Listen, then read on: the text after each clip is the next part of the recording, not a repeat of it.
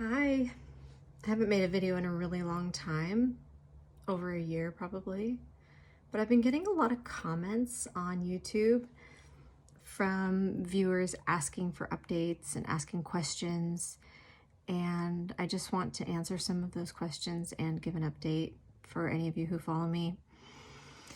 I have not been on any psychiatric medication in over 2 years, which is awesome. I haven't been on Mirtazipine for over 2 years. I'm no longer experiencing withdrawal. I've lost all the weight that I gained, which was 40 pounds. I sleep pretty fine at night. A lot of people ask me how I cope with withdrawal symptoms now, or did cope with them. And I don't really have them anymore. And one of the reasons that I went so slow in my taper was to avoid symptoms.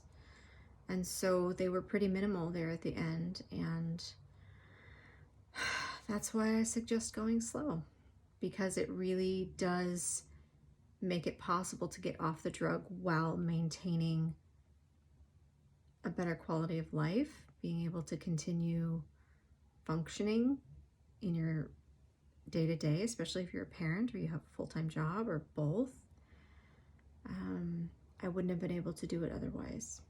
And not everybody's as sensitive as me, and that's fine. But that's the way that I did it. And I know that there are some folks who, during withdrawal or after withdrawal, their symptoms come back. So either anxiety or insomnia or depression, whatever they were taking the Mirtazipine for in the first place. And the reason that I have not relapsed, I guess, back into insomnia or anxiety or depression, and let me be clear, I still have anxiety. I've had anxiety my whole life. It's just that I manage it a lot better now, and I don't use drugs for it to manage it. But what I want to say is, when I was doing my taper, which took 2 years and 4 months, I was also experimenting with ways of healing what I think was causing my anxiety and depression and insomnia. And one of the things that I did, which I often recommend to people, is an elimination diet, because I had food sensitivities that I didn't know about that were causing a lot of my problems. The main one being gluten, the other being dairy, and another sugar, caffeine, alcohol, but gluten for sure was the big culprit. That was when I eliminated gluten from my diet. I went from having PMDD every month to not having it anymore at all.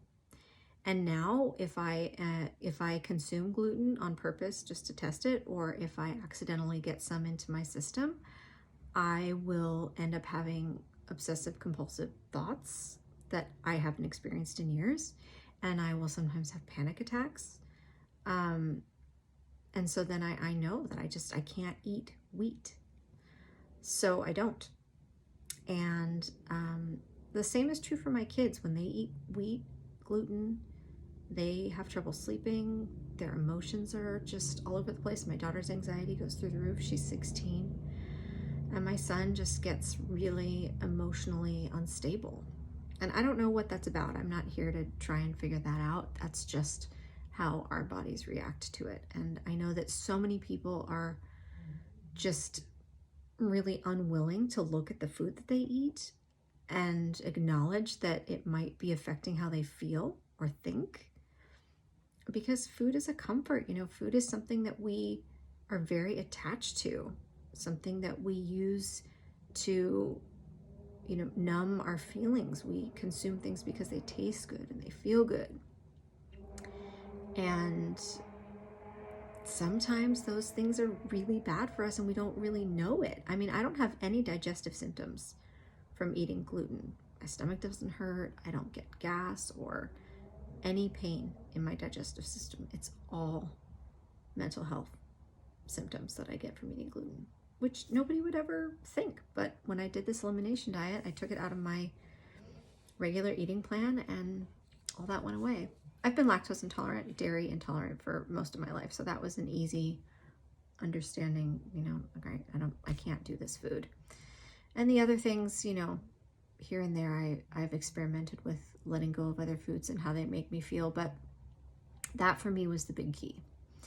And so if you don't know what was causing the underlying root cause of your anxiety or your insomnia, coming off this drug, you're not going to be able to cope with your old feelings until you address what caused them.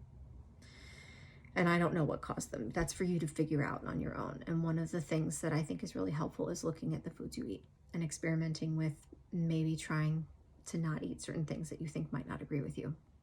Or you can follow an elimination diet. I can post some links in the video notes towards the elimination diet that I did. I'm happy to chat with anyone about alternatives to certain foods and how we, you know, how our family functions day to day in grocery shops and meal plans and all that. It's not easy. It's not cheap. But it's a priority for us to make sure that we all feel our best.